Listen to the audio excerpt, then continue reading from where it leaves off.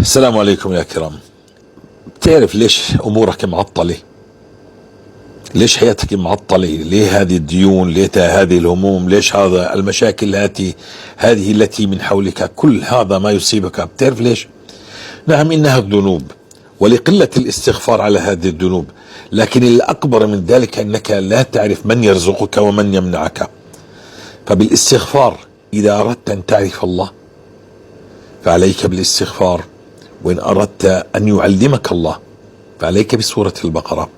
ووالله لن يفتح الله عليك من باب الرضا أرزاق طيبة، ذرية صالحة، علم ينتفع به، أمور طيبة. الرزق هو كل شيء طيب مش حرام. الرزق هو كل شيء طيب يرضاه الله لك، من أرزاق، أموال، من أولاد صالحين، من علم ينتفع به فتنفع الناس من حولك. هذا لن يفتح الله عليك حتى تعرف من الذي يرزقك. أنت تعرف تصلي، هذه أوامر الله. أنت تعرف تصوم، هذه أوامر الله. أنت تعرف كيف الحج، هذه أوامر الله. لكن أن تعرف الله جل جلاله لا يمكن إلا من خلال لزومك الاستغفار بالليل والنهار. فهناك آيات حسية سيفتح الله عليك أبواب ما كنت تعرفها وما كنت تظن أن الاستغفار يفتحها. وأهم باب سيفتح الله عليك معرفة الله، فإذا سألت الله سيعطيك، ولن يمنعك بعد أن تعرفه أبدا أبدا، لأنك حينها ستعظم الله وتشكر الله وتحب الله وتحبب الناس في دين الله وتأمر الناس بالمعروف وتنهى عن منكر، ويكون بينك وبين الله ثقة. نعم، ما منعك الله إلا لكثرة تفلتك. بتعرف ليش بتتفلت؟ لأنك بتعرفش أنت من تعبد. لما تصير تعرف من تعبد من خلال الاستغفار. الاستغفار يا جماعة فيه آيات حسية. كل باب أغلق سيفتح الله عليك بالاستغفار. كل باب، إن كان زواج، كان عمار، إن كان ديون، إن كان هموم، إن كان علم، إن كان تطور، إن كان تكنولوجيا، إن كان ذل، إن كان هواء، كل باب عطلته الذنوب. وسبب هذه الذنوب أنك لا تعرف الله. فبالاستغفار سيعيد الله هذه الأرزاق إلى مساربها. نعم، الله كتب لك رزقك لكن عطلته الذنوب. فأكبر ذنب إنك لا تعرف من الذي يرزقك، فتلجأ إلى فلان وتشرك تشرك بالله فلانا وعلان. اعلم إن الله هو الرزاق، واعلم إن الله هو الذي فتح عليك أو منعك بذنب ومنعك بعدم معرفة من هو الله. بكثرة لزومك الاستغفار بالليل والنهار ستعرف الله، وستعرف كم هو هذا الاستغفار هين سهل. لا تسمع للمنظرين الذين لا يملكون حقيقة الاستغفار. يصعب عليك الاستغفار وهو يسير جدا يسير. كلمة رددها، لا تتفكر فيها ولا تستحضر عليها ذنب ولا قلب ولا أي شيء، فقط رددها. لكن توب من الذنوب. وإذا سألت فتوجه إلى الله واسأل الله. واعلم أن الأمة لو اجتمعوا على أن ينفعوك بشيء فلن ينفعوك إلا بشيء قد أصلا كتبه الله لك، ولن يضروك إلا بشيء قد كتبه الله عليك. ورفعت الأقلام وجفت الصحف. نعرف الله ونتوجه إلى الله. بعد أن نلزم الاستغفار سنعرف أن أمرنا كله بيد الله، ولن أسأل مع الله أحد، ولن يحرمني أي شخص أو إنسان على وجه الأرض رزقي الذي كتبه الله وأنا في بطن أمي. لكن بسبب عدم معرفتي بالله وكثرة ذنوبي حرمت الرزق. يلا نتوب إلى الله من هذه الذنوب، لأن الله جل جلاله لا يعرف نفسه للعاصي الذي يستمر في المعاصي ويزيد في هذه المعاصي. خلينا نتوب إلى الله ونقبل على الله. والله إنها وعود الله التي وعد الله، وأن استغفروا ربكم ثم توبوا إليه يمتعكم متاعا حسنا إلى أجل مسمى ويؤتي كل ذي فضل فضله. وفي موضع آخر فقل استغفر ربكم إنه كان غفارا يرسل السماء عليكم مدرارا ويمددكم بأموال وبنين ويجعل لكم جنات ويجعل لكم أنهارا.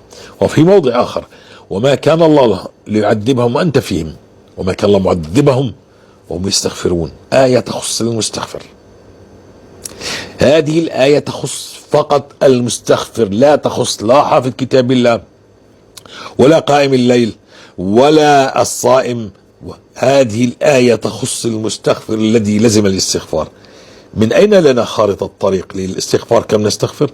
الحبيب المصطفى صلوات ربي عليه قال من لزم الاستغفار، ولزوم الشيء عدم تركه، بالليل والنهار لساني لا يفتر عن الاستغفار.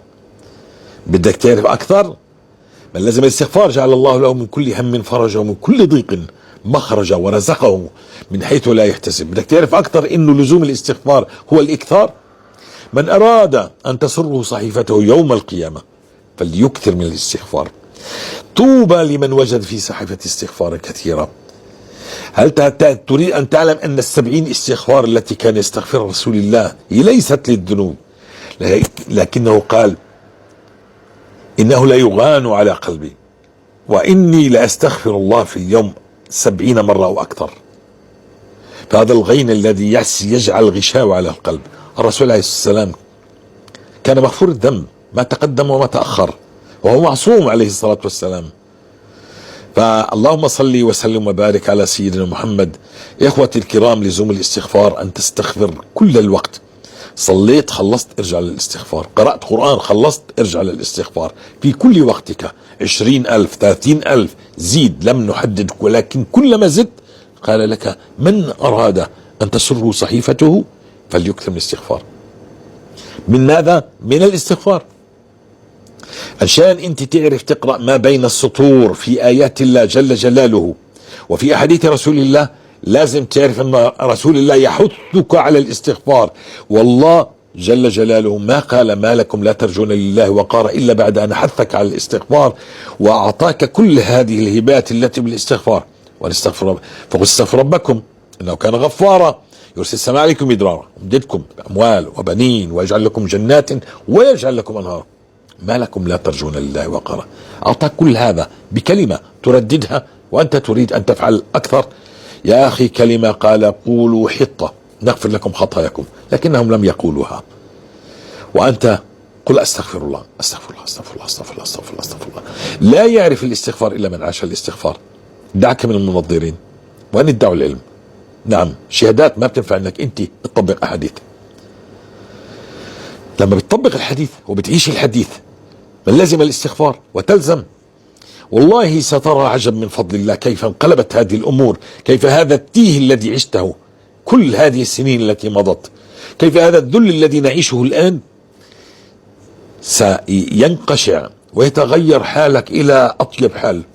وكأنها الغمسة التي بعد لزومك الاستغفار، وكأنها الغمسة التي سيغمسك الله بها عندما يسأل أبأس أهل الأرض فيغمسه غمسة في الجنة ويقول له يا عبدي هل ذقت بؤسا قط؟ فيقول لا يا ربي. وأنت سينسيك الله هذا البؤس الذي عشته وهذا التخبط وهذه الديون وهذه الهموم وهذه الأمراض وهذه الكروب بلزومك الاستغفار. لا تستعجل، فوالله إنها وعود الله للمستغفر يزده قوة يزده صحة يزده مالا يزده جمالا يزده علما يزده تطورا. لكن الزموا الاستغفار وداوموا عليه وصدقوا وعود ربكم وتوجهوا إلى الله بالاستغفار ستعرف الله. وعندما تعرف الله، من وجد الله وجد كل شيء، ومن فقد الله فقد كل شيء. ما بينفع إن الله يستمر في عطائك وأنت لا تعرف من هو الذي يعطيك. فبالاستغفار ستعرف أن الله هو الذي يعطيك وستوجه البوصلة إلى الله ولن تسأل مع الله أحدا. بارك الله فيكم جزاكم الله خير. انشروا هذه المقاطع وحثوا الناس على لزوم الاستغفار بأستغفر الله ب20,000 30,000. لا حاجة لاستحضار ذنب ولا قلب، لكن رددوها واتركوا الذنوب. اتركوها الذنوب التي تحول بينكم بين معرفة الله وأرزاقكم.